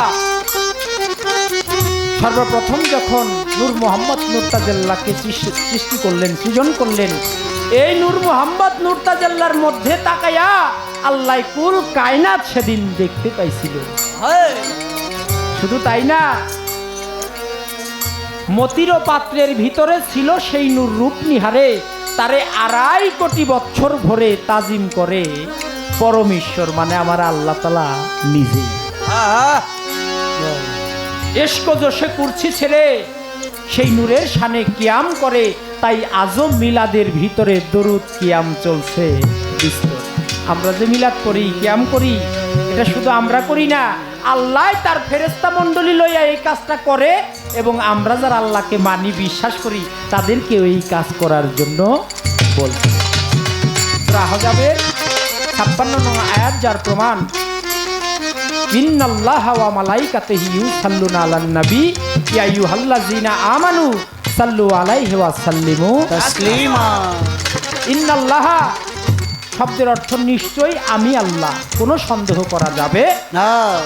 ইন্নাল্লাহা ওয়া মালাইকাতুহু আমার ফেরেশতা মণ্ডলী লইয়া ইউসাল্লুনা আলান নবী আমার নবীর উপরে দরুদ এবং সালাম পেশ করি। ইয়া আইয়ুহাল্লাযীনা আমানু হে আমার বিশ্বাসী বান্দারা, সাল্লু আলাইহি ওয়া সাল্লিমু তাসলিমা তোমরাও আমার নবীর উপরে দরুদ এবং সালাম পেশ করো। আল্লাহ তাআলা ফেরেশতা মণ্ডলী লইয়া এই কাজ করে এবং আমরা যারা আল্লাহকে মানি, বিশ্বাস করি, তাদেরকেও আল্লাহ এই কাজ করার জন্য বলতেছে। আর কিছু নাদানেরা আছে, তারা বলে মিলাদ পড়া বেদাত, এটা পড়া যাবে না। মিলাদ যাও একটু পড়া যাইব, কিন্তু দাঁড়ায় কিয়াম করা যাইব অথচ আল্লাহ এই কাজটা করে আমাদেরকেও করার জন্য বলছে। আল্লাহ একটা বাড়ি ঘর বানাইছে এরকম কোনো প্রমাণ আছে? আল্লাহ এক পাহি ধান চাষ করছে এরকম কোনো প্রমাণ আছে? দুনিয়ার কোনো কাজ আল্লাহ তাআলা করে না, কিন্তু আল্লাহ একটা কাজ করে, তার ফেরেশতা মণ্ডলী লইয়া নবীর নামে দরুদ পড়ে, আমাদেরকেও সেই কাজটা করার জন্য বলছে। আর গাদার দলেরা কয় মিলাদ কিয়াম এটা নাকি বেদাত। শেষে বলছে আরো সে আজলের উপর ডাকলেন যত নবী পয়গম্বর, করতে নবীর সম্মান ব্যাখ্যা প্রতিশ্রুতি আদায়, আমার রশিদ চান কয় নবী বরাবর। সমস্ত নবী রাসূলদেরকে ডেকে সেদিন আমার দয়াল নবী নূর মোহাম্মদ মুরতাজিল্লাহকে তাজিম করিয়েছিলেন, সম্মান করেছিলেন এবং স্বীকৃতি দিয়েছিলেন যে তার নূর দ্বারাই আমরা সমস্ত কিছু সৃষ্টি হয়েছি। তাই গানটি করলাম মতির এক গ্লাসের ভিতর রেখেছিলেন আমার নবী। কয় মুকাম কোনটা? নবী যাহার দেখতে বাসনা, মাহমুদা নগরে গেলেই পাবি ঠিকানা।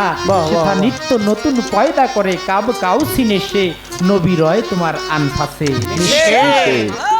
আনফাসে মিশিয়ে অরুজ নজুলে আসে, নবী রয় তোমার এই আনফাসে। নবী আছে তাই আমি জিন্দা, নবী না থাকলে আমি মুর্দা, মরে থাকতে হবে, আমার জান থাকবে না। নবী আছে তাই আমার এত দাম, নবী না থাকলে আমাকে পচা দেহ মাটিতে পুঁতে রাখবে, কারণ একটু পরে এই গন্ধ ছুটবে। নবী আছে তাই আমার এত দাম আছে, নবী না থাকলে আমার এত দাম থাকতো না। তাই জবাব হয়ে গেল। আরেকটি প্রশ্ন আমার কাছে, বর্তমানে নবী কোথায় কোন অবস্থায় আছে? বুদ্ধি করে প্রশ্নটা করছে আমার আশরাফ চান, সেটা বুঝতে পারছে যে এই জবাব দিতে গেলে পালা আর পালা থাকবো না। না, দুইজনে চুন হলুদে মিশে গেলে যেমন আর একটা রং ধারণ করে, তেমনি এই প্রশ্নের জবাব দিলেই আর একটা রূপ রেখা চলে আসবে। এর জন্য বুদ্ধি করে পালাই। আসলে গুরু গোসাইরা তারা তো অন্তর্যামী, ভক্তের মনের খবর জানে। কুন্ডা করলে কুন্ডা হইব এটা তারা ঠিকই টের পায়, পালাই বন্ধ করে। যাক, ধন্যবাদ। বর্তমানে নবী কোথায়? আপনি আপনার রজ্জব আলী দেওয়ান সাহেবের একটা গান টান দিছিলেন যে অচিনাকে চিনতে চাইলে চলো একজন চেনা লোকের সঙ্গে আল্লাহর আশিকান বসো যায় একজন অলি আল্লাহর আমার ধ্যানে, কদম চান্দে হ্যাঁ রে বাবা। কেন যাবি যদি সেই মাসুক রূপ দর্শনে আল্লাহর রূপ দর্শন করতে চাইলে আমার কদম চান্দের রূপ ছাড়া আল্লাহরে পাওয়া যাইবো এর জন্য রজ্জবালি দেওয়ান এই কথা বলছে গানের ভিতরে কি বলছে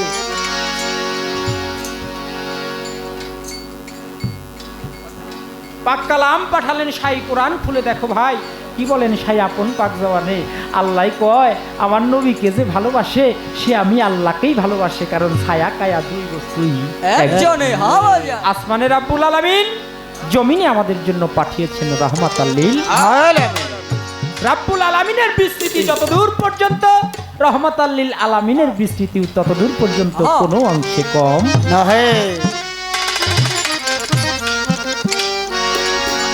নবীজির হাদিসে কয় কথা সত্য মিথ্যা নয় হয় না পরিচয় একজন ওসিলা বিহনে নবী কয় আমার নাইবে রাসূলদের যে মানিবে নিশ্চয় সে আমাকে পাবে আমি তার সুপারিশদার হব সেই হাসর নবী তার হাদিসের মধ্যে বলে আল উলামাউ ওয়া রিসালাতুল আম্বিয়া বর্তমান জামানায় যারা হক্কানি আলেম পীর মাশায়েখ ওলি আল্লাহ আমার দয়াল বাবা কদম চান তারা তাদের কাছে গেলে আমি নবীকে ভালোবাসা হয়ে যাবে তাই কামেল পীরের কাছে হলে তালকিন তালকিন মানে মুরিদ রাসূলকে চিনিবি সেদিন যার যার কদম চান্দের রূপে পীরের রূপেই আসিবে সামনে তাই তোমার গুরুর রূপ কদম চান্দের রূপ নয়নে রাইখো ওরে ভক্ত হৃদয়ে তার ছবি আইকো তুমি কইরো ধিয়ান বসিয়া আল্লাহর অলির আশিকান আমার দয়াল মুর্শিদ কদম চান তারে করো ধিয়ান সজল নয়নে তারে হৃদয়ে রাখিলে চিন ওরে ভক্ত মিলিবে দানের দিন এই কথা কইরো একিন কয় সাধক রজ্জব দেওয়া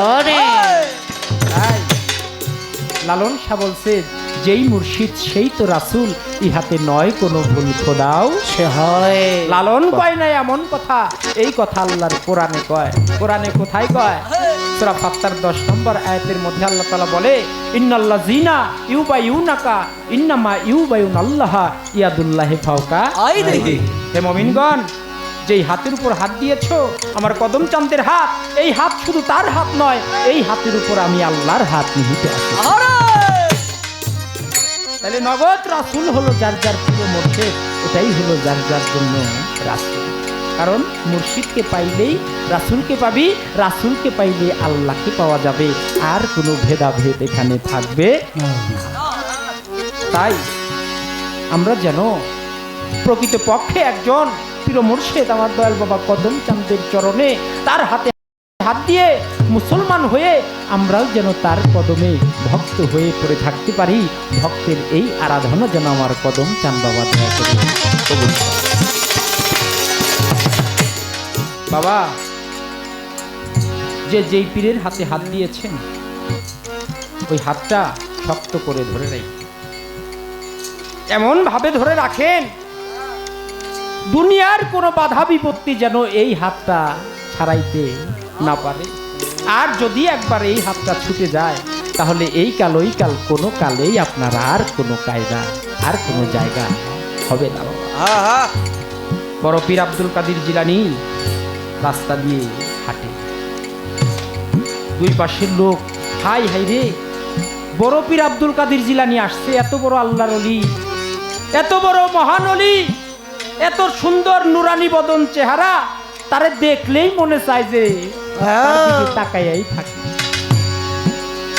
দৌড়াইয়া চলে আসছে রাস্তার মানুষ দুই পাশে দাঁড়িয়ে আছে বড় পীর রাস্তা দিয়ে হেঁটে যায় এমন সময় রাস্তার মধ্যে সবাই তাকিয়ে আছে বড় পীরের দিকে এক লোক উল্টা দিকে দাঁড়িয়ে মুখ পিছন দিকে দিয়ে দাঁড়িয়ে আছে সবাই তাকিয়ে বড় পীরকে দেখে একটা লোক যখন পিছন ফিরে তাকিয়ে আছে বড় পীরের চোখে ওই লোকটার পড়ে গেছে কিরে সবাই তাকিয়ে আছে বড় পীর আব্দুল কাদের জিলানীর দিকে এই লোকটা পিছন ফিরে আছে আমাকে দেখতে চায় না এর মধ্যে কারণ কি আমাকে সেটা জানতে হবে বড় পীর ডাক দিয়েছে বাবা ও বাবা তুমি একটু আমার দিকে একটু তাকাও সবাই আসছে আমাকে দেখার জন্য আর তুমি আমার দিকে মুখ ফিরিয়ে তাকিয়ে আছো তুমি আমাকে দেখতে চাও না? আমি কি দেখতে এতই কুৎসিত, এতই জঘন্য যে সবাই আমাকে দেখতে চায়, তুমি আমাকে দেখতে চাও না? বড় পীরের কথা শুনে ওই লোকটা দুই চোখের পানি ছেড়ে বুক ভাসিয়ে হাউমাউ করে কেঁদে উঠছে। বড় পীর তো আল্লাহর ওলি, বুকের মধ্যে টান দিয়া জড়ায় ধরছে। বাবা, তুমি এভাবে কান্নাকাটি করো না, তুমি আমাকে বলো আসলে তুমি আমাকে দেখতে চাও না কেন, এর কারণ কি তুমি আমাকে একটু জানাও। ওই লোকটা বলে, বাবা আমি জানি আপনি বড় পীর, পীরেরও পীর, বড় পীর আব্দুল কাদের জিলানী। আপনার এত সুন্দর নুরানি বদন, এত সুন্দর চেহারা যে একবার দেখে সেই আপনার প্রেমে দিওয়ানা হয়ে যায়, পাগল হয়ে যায়। এটা আমি জানি। আমার মনে ভয়, আমি তো আমার কদম চাঁদের হাতে হাত দিয়েছি, তখন আমি আপনাকে পাই নাই, আমি আপনার হাতে হাত দিতে পারি নাই, কিন্তু মুরিদ যে হতে হবে এটা আমি বিশ্বাস করছি, এর জন্য আমি আমার কদম চাঁদের হাতে হাত দিয়েছি। আমার ভয় হয় আপনার এত সুন্দর চেহারা, এত সুশ্রী চেহারা, এই সুন্দর চেহারা দেখে আমি যদি আমার কদম চাঁদের চেহারাটা ভুলে যাই, আমি যদি আমার মুর্শিদের চেহারাটা ভুলে যাই, এই ভয়ে আমি আপনার দিকে তাকাই না। কারণ আমি যেই হাতে হাত দিয়েছি সেই মুর্শিদ দীনবন্ধু আমার কদম চান, তার হাতেই আমার সকল জীবন যৌবন সবকিছু। তাই আমি আমার মুর্শিদ ছাড়া আমি দুনিয়ার আর কোনো সুন্দর চেহারা দেখতে চাই না, আর কোনো সুন্দর চেহারার প্রেমে আমি পড়তে চাই না, আমি শুধু আমার কদম চাঁদের প্রেমেই ডুবে থাকতে চাই। এর জন্যই আমি আপনার দিকে তাকাই। সাথে সাথে বড় পীর আব্দুল কাদের জিলানী টান দিয়া বুকের মধ্যে নিয়ে বলে, ধন্য ধন্য তুমি যে নাকি পীরের প্রতি এত ভালোবাসা, এত শ্রদ্ধা, এত সম্মান করতে পারে, সে নিঃসন্দেহে আল্লাহর ওলি। তাই আমি তোমাদেরকে কবুল করে নিলাম, তোমার কদম চান, তোমার অলি আল্লাহ যারা আছে আমি সবাইকে কবুল করে নিলাম। তোমার মতো ভক্ত হয়ে যে ব্যক্তি থাকতে পারে তার এই কাল ওই কাল কোনো কালেই আর কোনো ভয় ভীতি থাকে না। আমি তোমাকে দোয়া করে দিলাম। তাই বাবা, যে যেই পীর মুর্শিদের হাতে হাত দিয়েছে সেই কদম চাঁদের রূপটা জীবনের তরে ভুলবেন না, সব সময়ের জন্য হৃদয়ের মধ্যে অঙ্কন করে রাখবেন। যত ঘোর বিপদই আপনার আসুক না কেন, যখন আমার কদম চাঁদ বলে ডাক দিবেন, লক্ষ কোটি মাইল দূরে থাকলেও ভক্তকে উদ্ধার করার মতো ক্ষমতা আমার কদম চাঁদ বাবার আছে। কোনোদিনও আপনি নিদানে পড়বেন না। তাই মুর্শিদ নাম যেন আমরা সদা সর্বদাই স্মরণে রাখতে পারি, সেখানে দাঁড়িয়ে আমার সাধক লালন শাহ ফকির বলছি, পরে তুই পরে দেখ না ঘর তো ঘরে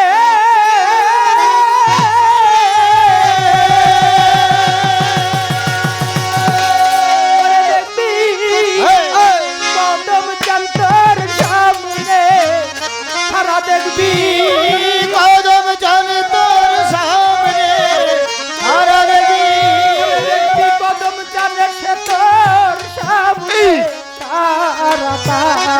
আরে রাখি আর হর যাই রে মারাই কদম চাঁদ নাম যা হৃদয়ে ঘরা, বাবা এইভাবে তার ভরা কি আর আর যাই রে মারাই ওরে দয়ার নাম যার হৃদয়ে ভরা, এইভাবে তার ভরা কি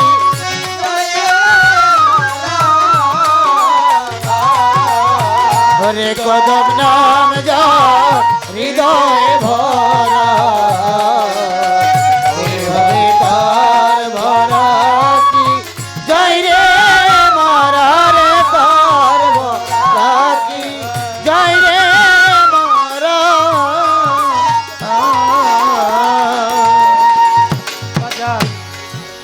ওই পারে চই তান্নের খেবাদি আরে কদম চান দিল মহামন্ত্র, এই পারের তোর হায় হায় হায় ওই পারে কই তোর খেয়ালি আমার দয়াল দিল ভক্তের করনি ওই পারে চোর আরে তন্নের খেলাটি বাজান তোমার কদম চান দিল এই পারের তোর আরে আমার কদম চান পার করে না ধনী বাড়ি ও রবি বরদার না ধনী বাণী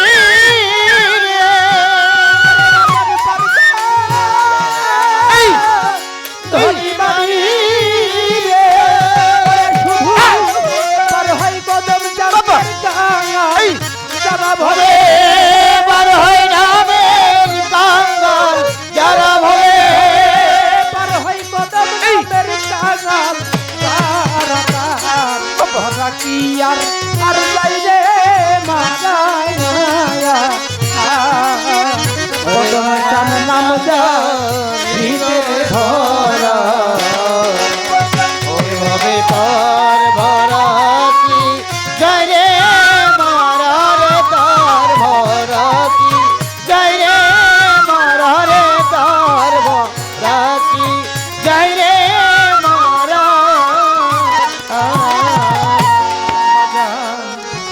অহিংসারি লাগাও রে পাতা ওরে দিয়া জ্ঞানেরই গজা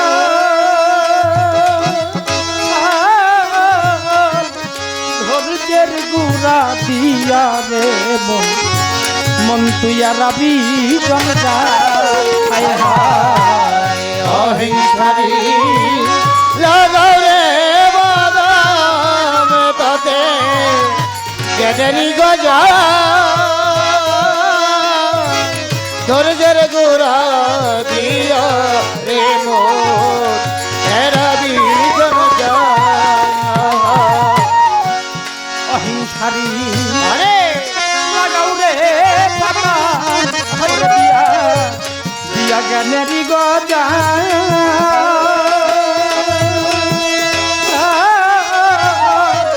ধৈর্যের গুড়া দিয়া রে মন তুইয়া রাবি জঞ্জাল ওরে ও তুই দয়াল বলে ডাকছিল কাল রে ওরে তুই দয়াল বলে ডাকির কাল রে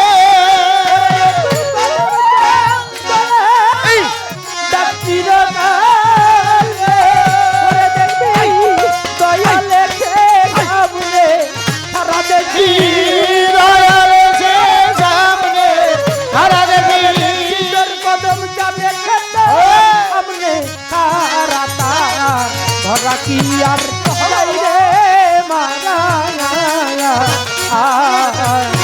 দয়াল নাম জারি দে ভরা এইভাবে তার ভরা কি জয় রে মরা রে তার ভরা কি জয় রে মরা বাজান তাই তাই লালন ফকির ভেবে তাই বলে ওরে ভক্ত জানাও তোমার এই দাঙ্গা রকি একবার ভক্তির মাস তুলে হায় হায় লালন ভকি ভেবে তাই বলে ভক্ত লাগাও তোমার ধারে রোজ ভক্তির মাস তুলে তাই লালন শাহ ফকির ভেবে তাই বলে ভক্ত জানাও তোমার দাঙ্গা রকি একবার একবার ভক্তির মাস তুলে ওরে ও তুই করে দেখ না অথই জলে ওরে তুই করে দেখ না অথই জলে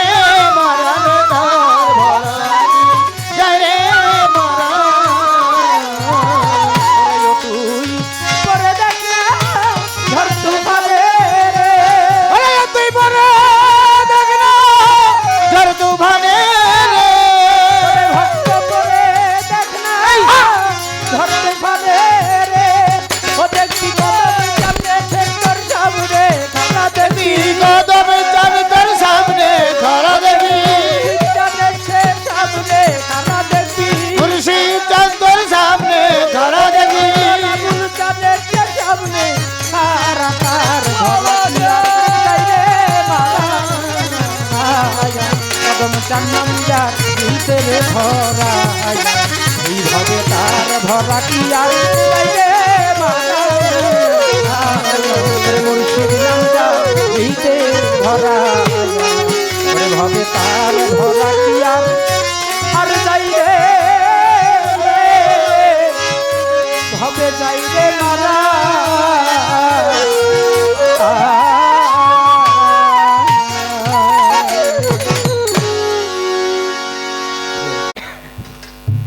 চমৎকার গান দরবার থেকে পালা পর্ব ইতি করে দিছেন।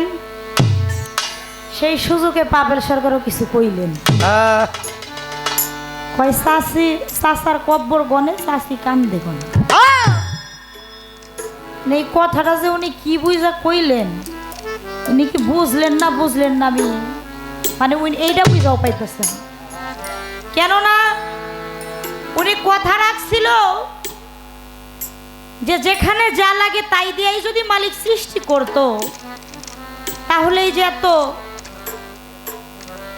ল্যাংরা আতর কানা খোরা প্রতিবন্ধী বানাইলো, এখানে বিষয়টা কি? তাকে পূর্ণতা কিভাবে পাইল? এটা কেন পূর্ণতাটা পাইল? সর্বশ্রেষ্ঠ উত্তম পরিকল্পনাকারী আমার মালিক একজন, আর এই সুন্দরের ভিতরে যদি একটু প্রতিবন্ধী ল্যাংরা আতর না বানাইতো, সৌন্দর্যের বৃদ্ধি বাড়তো না। আমি এই জায়গাটা ক্লিয়ার করছি কিনা? এখন এই কথাটা এত সুন্দর করে ক্লিয়ার করে এই সাবজেক্টটা ফিনিশিং দিচ্ছি, কিন্তু এই কথাটা উল্লেখ কইরা উনি বলতেছে কই চাষার কব্বর কোনে চাষি কান্দে কোনে। এটা নিয়ে আপনি যে কি বোঝাইতে চাইছেন এটা তো আমি বুঝাতে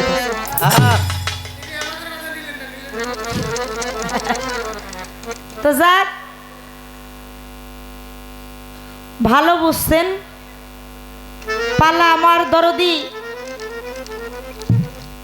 এই দরবারের যিনি কর্ণধার আমার আশরাফ দরদি, পালাটা ঘোষণা করেছেন যে পালা গান এখন আর হবে না, তারা কিছু ভাবের গান শুনতে চায়। পালাটা বন্ধ করে দিছে উদ্দেশ্য কারণ একটাই, পালাটা দিলে আমরা পেশালটা বেশি দেব। তো চান্সে বললো যে একটা প্রশ্ন করছিলাম, কয় এই প্রশ্নের উত্তর দিতে গেলে পালারই ফিনিশিং হয়ে যায় বললে পালাটাই বন্ধ কইছে। হ্যাঁ, কারণ এই প্রশ্নের উত্তর পালাটা যদি থাকতো আপনার কপাল ভালো, ভাই বন্ধ কইরা দিছে। পালাটা যদি থাকতো এই প্রশ্নের জবাবটা তো আপনি দিতেই পারতেন, কারণ দিতে গেলেই পালাটার ধরা আপনি জন্মের ধরা খাইতেন না। আপনার কপালটা ভালো, পালাটা বন্ধ করে দিছে, লেগে এই প্রশ্নের উত্তর দিয়ে দাঁড় হইয়া আমার বেলায়েতের ভাব ধরে একটা গান গায়ে ভালো একটা প্রেম দিলেন। ওই নবুয়তের ভাব ধরার মধ্যে যদি পইরা থাকতেন এই প্রেমটা জাগ্রত হইতো না। তো এটা আপনার কপাল ভালো, শুকরিয়া করেন আমার আশরাফ ভাইয়ের কাছে যে পালাটা বন্ধ করে দিচ্ছে। চমৎকার গান গাইলেন। পদকর্তা লালন সাইজির একটি কালাম করে গেছে, পরে দেখ না ঝড় তুফানে দয়াল এসে সামনে খাড়া, তার ভরা কি যাই রে মারা, মুর্শিদ নাম যা হৃদয় ভরা।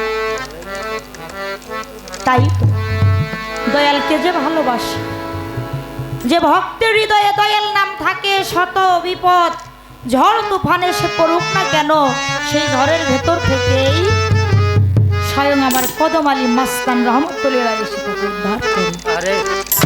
যদি হৃদয় দিয়ে অন্তর দিয়ে ভক্ত দয়ালকে বিশ্বাস করতে পারে, তার এহকালেও ভয় ভাবনা থাকে না, পরকালেও কিন্তু ভয় ভাবনা থাকে না। ও বাজা, আপনারা চন্দন কাঠ চিনেন না?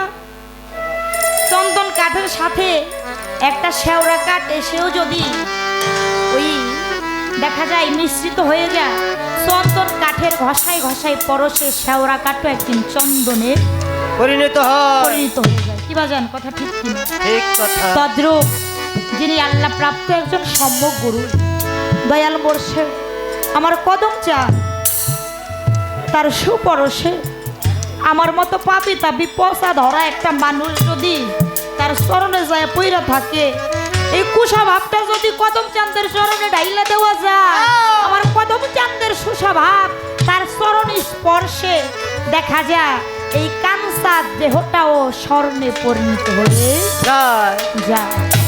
দয়াল যদি সেই ভক্তের উপরে দয়া করে, তাই সেদিক থেকেই সাধক কালোসা ফকিরের একটি গান আমি আপনাদের মাঝে রাখবো। বাউল গানটা, বিচার গানটা গানের পেছনে গান, কথার পেছনে কথা না। তো সেইভাবেই আমার কদম মাস্তানকে হৃদয়ে রেখে সেইভাবে গানটি আপনারা শুনবেন। ওরে মুর্শিদ চরণ মুর্শিদ চরণ মূল্যধন, দয়াল চরণ মূল্যধন তোমরা জীবন গেল হইল না। লোহারে বানাইতে কাঞ্চা সোনার, কদম সান পরশ মন্দিরে লোহারে বানাইছে কাঞ্চা সোনার। আমারে মুর্শিদ চরণ রে, আরে বাদর দয়াল চরণ অমূল্যধন, মুর্শিদ চরণ অমূল্যধন, তিনি থাকিতে ভুইল না। লোহারে বানাইছে রে কাঞ্চা সোনার, আবার দয়ালে পরশ মনি গো, লোহারে বানাইছে রে কাঞ্চা সোনার। ওরে আমার মুর্শিদ চরণ যে করলো সাধ, ওরে আমার কদম চাঁদে, ওরে বাজা যে করলো সাধ, বিনা দুধে দই পাতিয়া তুইলা লয় মাখন বাবা। তুই লালয় মাখন রে, তুই লালয় মাখন বাজারে, তুই লালয় মাখন রে, তুই লালয় মাখন। কদম চাঁদের চরণ যে করলো সাধ, আশরাফ চাঁদ রে কদম বাবার চরণ যে করলো সাধ,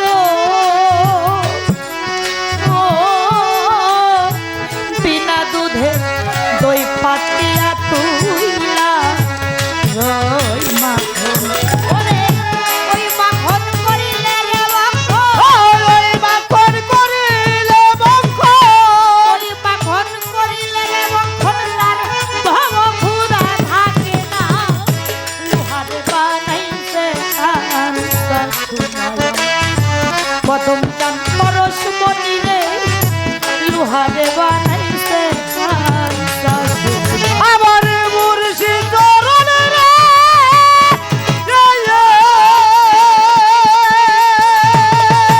আরে বাদর দয়াল চরণ অমূল্যধন, মুর্শিদ চরণ অমূল্যধন, তিনি থাকিতে ভুইল না। লোহারে বানাইছে রে কাঞ্চা সোনার, আবার দয়ালে পরশ মনি গো, লোহারে বানাইছে কাঞ্চা সোনার। দরদিরে প্রেম বাগান উঠছে নানান ফুল, ওরে বাজান প্রেম বাগানে কদম চাঁদের ফুলছে নানান ফুল, ফুলের গন্ধে মনানন্দে ভোম ভবনা। আরে বাজার ভ্রমর হইয়া কোল রে, ভ্রমর হইয়া কোল বাজারে, ভ্রমর হইয়া কোল রে, ভ্রমর হইয়া কোল। প্রেম বাগান ফুটছে নানান ফুল, আমার কদম মাস্তানের প্রেম বাগানে আশরাফ চা ফুটছে নানান ফুল, ফুলের গন্ধে মনানন্দে ভোম হওয়া। তোরা দেখলে ছবি পাগল রে হবি, দেখলে ছবি পাগল হবি, দেখলে ছবি রে কদম চাঁদের, দেখলে ছবি পাগল হবি। দেখলে ছবি পাগল হবি,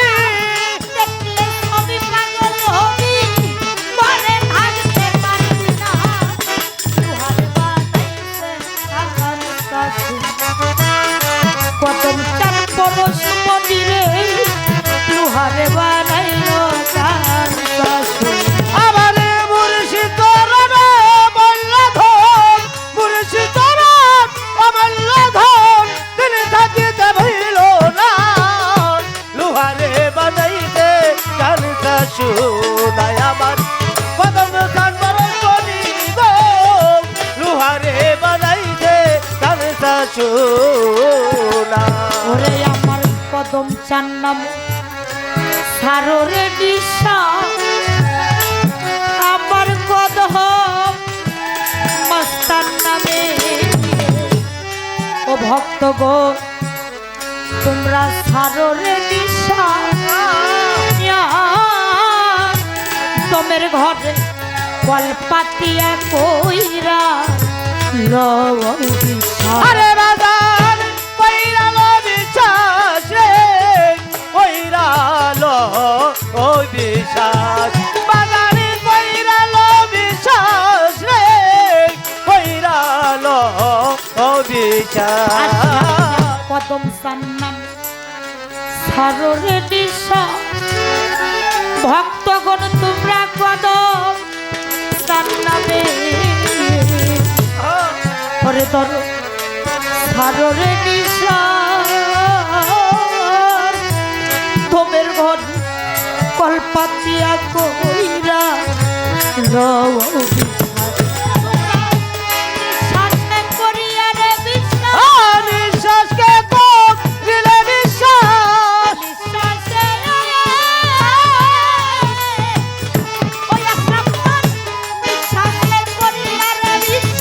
বিশ্বাস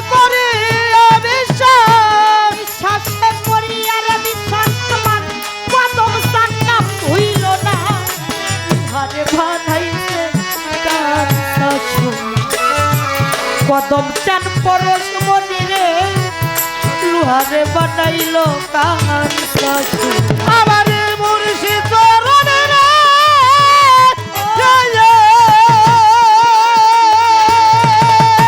আরে বাজান মুর্শিদ চরণ অমূল্য ধন দয়াল চরণ অমূল্য ধন তিনি থাকিতে ভইল না লোহারে বানাইতে রে কানসা সোনায় আমার দয়াল পরশ মনি গো লোহারে বানাইতে কানসা সোনা ফকির কালো শাক ওরে আমার মন ফকির কালো শাক ওরে পাগল মন ও সরলে গরল মিশাইলে হারা আরে বাজান হারাইলে সকল রে হারাইলে সকল বাজানে হারাইলে সকল রে হারাইলে সকল সাধক কালো শাক ওরে পাগল মন ও ফকির কালো শাক ওরে দর ওরে আমার মন সরলে গো রোল মিশাইলে হারা ওরে বাবা সরল হইয়া আছে রে যাইব সরল হয়ে আছে যাইব সরল হইয়া রে ওই আশ্রম সরল হইয়া আছে রে যাইব সরল হইয়া আছে যাইব সরল হইয়া আছে রে যাইব করলের লাগ পাবে না লোহারে বানাইলো কানসা সোনায় কদম পরশ মন্দিরে লোহারে বানাইলো কানসা সোনায় আমার মুর্শিদ চরণে রে জয় আরে বাজান মুর্শিদ চরণ অমূল্য ধন মুর্শিদ চরণ অমূল্য ধন তিনি থাকিতে ভইল না লোহারে বানাইতে রে কানসা সোনায় আমার দয়াল পরশ মনি গো লোহারে বানাইতে কানসা সোনা মুর্শিদ চরণ অমূল্য ধন এই জীবন গেলেও ভক্ত তোমরা কহিল না লোহারে বানাইছে কানসা সোনা কে বানাইছে আমার কদম সান বানাইছে যদি ভক্তের হৃদয়ে গুরুপতি ওই বিশ্বাস ভক্তি প্রেম থাকে। পাবেল সরকার একটা কথা বলে গেছে যে বর্তমান নবীরে দেখতে চাইছিলাম, কি বাজান? যেই মুর্শিদ সেই তো রাসূল। কে বলেছে? পদকর্তা লালন সাইজি। ইহাতে নয় কোনো ভুল, খুদাও সে হয় এমন কথা কয় না লালন, সে কথা আল্লাহর কোরআনে কই ক সূরা ফাত্তার 10 নম্বর আয়াত বলে গেছে বিসমিল্লাহির রহমানির রহিম ইন্নাল্লাহ জিনা ইউবাইউনাকা ইন্নামাউ ইউবাইনুল্লাহ ইয়াদুল্লাহি ফাওকাইদি। এই যে ইয়াদুল্লাহ অর্থাৎ আল্লাহর হাত। আমার আল্লাহ কি বলে? হে আমার রাসূল, আপনি বলে দিন আপনার হাতের উপরে যারা হাত রাখলো, আপনার হাতের উপরে আমি আল্লাহর স্বয়ং কুদরতি হাত রইয়াছে। সুবহানাল্লাহ কইবেন না বাবাজি? আর রাসূলকে পাইতে গেলে কোথায় যাইতে হবে? হাদিসে পাইলাম কি আতুর রতি রাসূল ওলি আমরে মিনকুম ওয়া নবিয়ান ও সিদ্দিকিনা 6 সালে 6 সালে কিনকে আমার কদম আলী মাস্তান বাবা বলে আমরে মিনকুম নাইবে রাসূল বেলায়াতি যুগে সম্মুখ গুরু আমার কদম চাঁদের হাতে যেই ভক্ত হাত দিল তার রাসূলের হাতে হাত দেওয়ার বাকি থাকে না। রাসূলের হাতে যে হাত দিল তার আল্লাহর হাতে হাত দেওয়ার কোনো বাকি থাকে না, থাকে না। ও বাজা, গুরু কি কখনো মানুষ না? ছোট বাজাও, গুরু দেখতে মানুষের মতো, হাত পাও চক্ষু কর্ণ নাসিকা নিয়ে আমার কদম মাস্তান ধরার পরে আসছে পাপি তাপি ভক্তদের উদ্ধার করবার জন্য। প্রকৃত কি কদম চান মানুষে? সে হইল জাতে খোদা, যিনি গুরু খুদার খুদ শক্তি অর্জন করে বসেছে, সে খুদার জাতে মিশে গেছে। সে খুদা না, খুদার থেকে জুদা না। কেন না? গুরুকে মানুষ ভাবে যে অজ্ঞানে অগ্নি নরক তাকে ঘাসে। গুরুতে মনুষ্য জ্ঞান যার পদপথে গতি তার।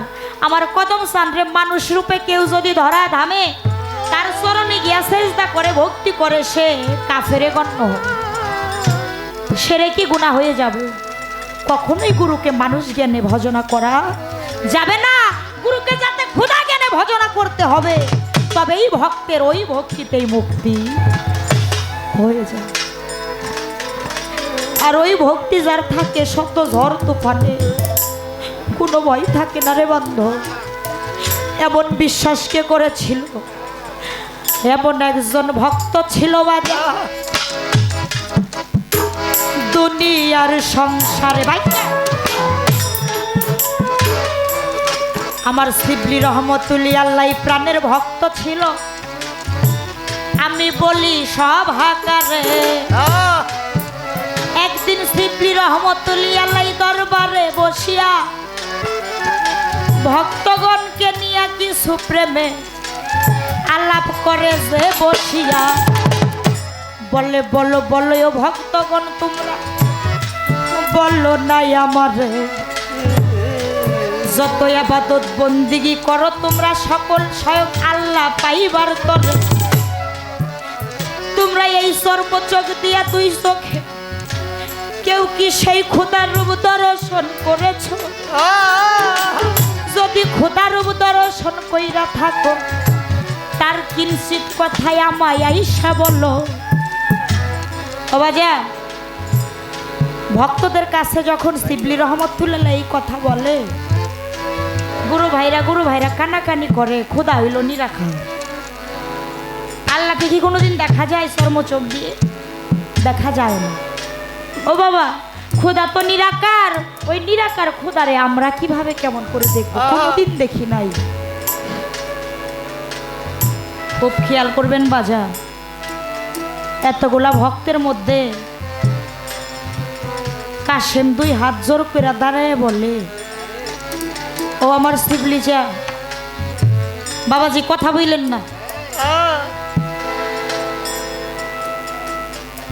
আখি নড়লে পাখি নড়ে। আপনাদের দিকে তাকায় গান করি, কান্নাকান্নি করলে ওই ভাব আর থাকে না।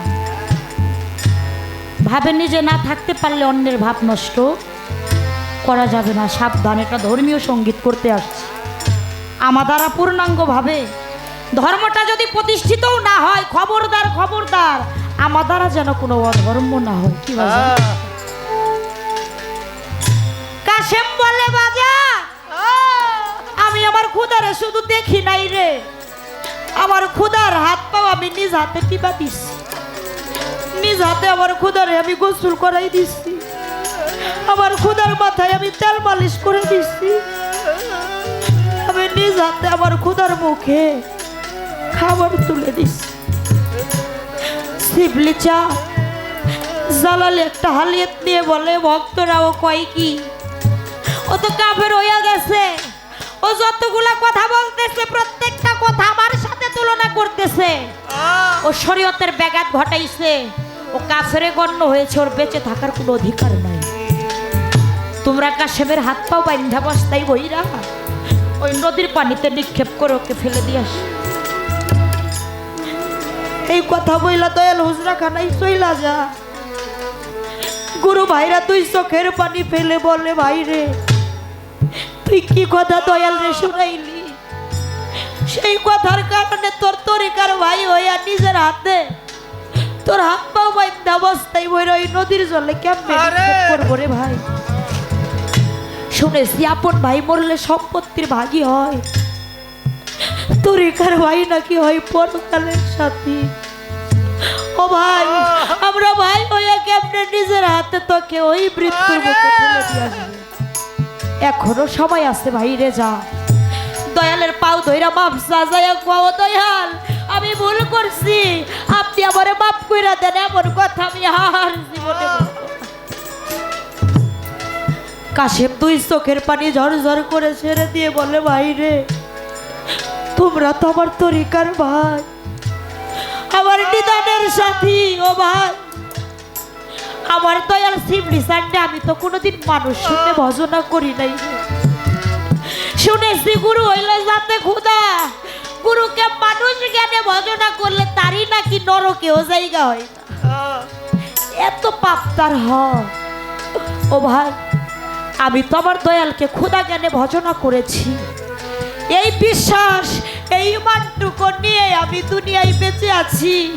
এই বিশ্বাসের জন্য আমার যদি জীবনও চলে যায়, আমি বিন্দু পরিমাণ আক্ষেপ করব না, আমি হাসতে হাসতে আমার জীবন দিয়ে দিব। তবু কোনোদিন আমার দয়ালের থেকে ওই ক্ষুধা রূপে তাকে ভজনা করেছি, ওই জ্ঞানে সেই ইমান আমি নড়চড় করতে পারবো না।